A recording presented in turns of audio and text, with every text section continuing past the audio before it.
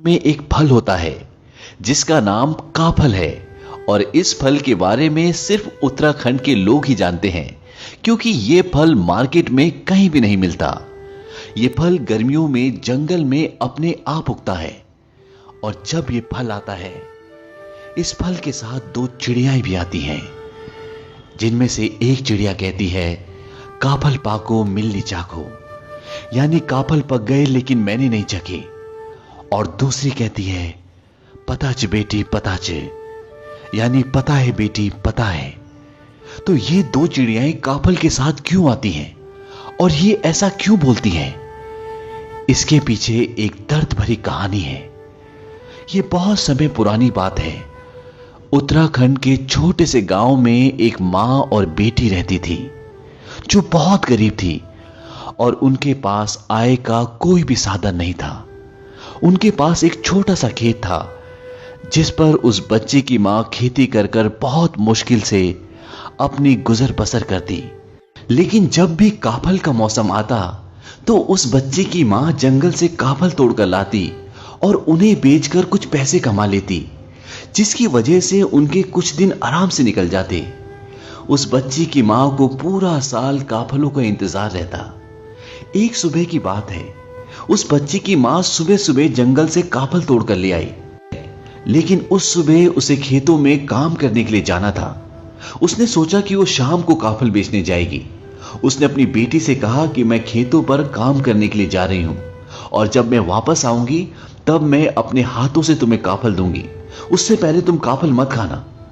और वो खेतों में काम करने के लिए चली गई। इस वीडियो को आगे देखने से पहले डिस्कवर चैनल को सब्सक्राइब करें और बेल आइकन भी दबाएं, ताकि जब भी हम कोई नया वीडियो डालें तो उसकी नोटिफिकेशन आपको मिल जाए। और जब वो थक हार कर खेतों से वापस आई तो उसने देखा कि टोकरी में काफल बहुत कम बचे थे। ये देखकर उसे बहुत गुस्सा आया। उसने सोचा कि मैं सुबह सुबह काफल तोड़ने गई, उसके बाद खेतों पर काम करने गई और मेरे कहने के बावजूद इसने काफल खा ली। उसकी बच्ची काफल की टोकरी के पास ही सो रही थी। उसने गुस्से में एक जोरदार मुक्का अपनी सोती हुई बेटी को मारा और वो मुक्का लगने के बाद उसकी बेटी कभी नहीं उठी। वो हमारी दुनिया छोड़कर हमेशा के लिए चली गई। हालांकि उसकी मां का ऐसा कुछ भी इरादा नहीं था, लेकिन होनी को कौन टाल सकता है। और इस घटना के बाद उसकी मां कई घंटों तक उसी के सामने बैठी रही। दरअसल उस बच्ची ने काफल नहीं खाए थे।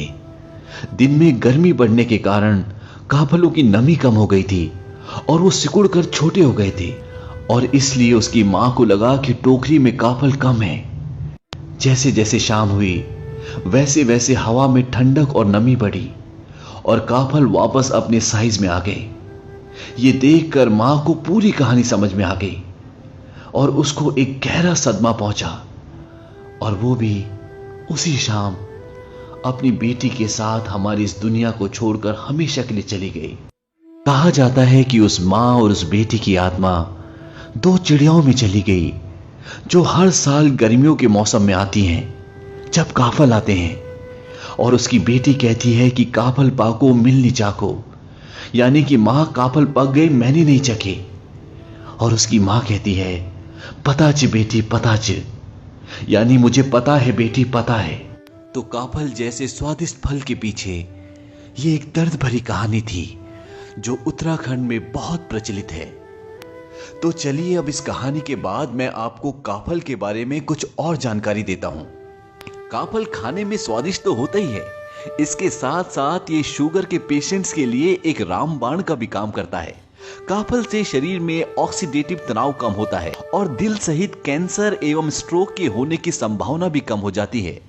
और काफल की एक और खास बात है, काफल को सिर्फ उत्तराखंड के लोग ही खा सकते हैं, क्योंकि इसे तोड़ने के बाद कुछ ही घंटों के अंदर खाना होता है, नहीं तो काफल खराब हो जाता है। तो अगर आप भी इस खूबसूरत फल को खाना चाहते हैं तो इस बार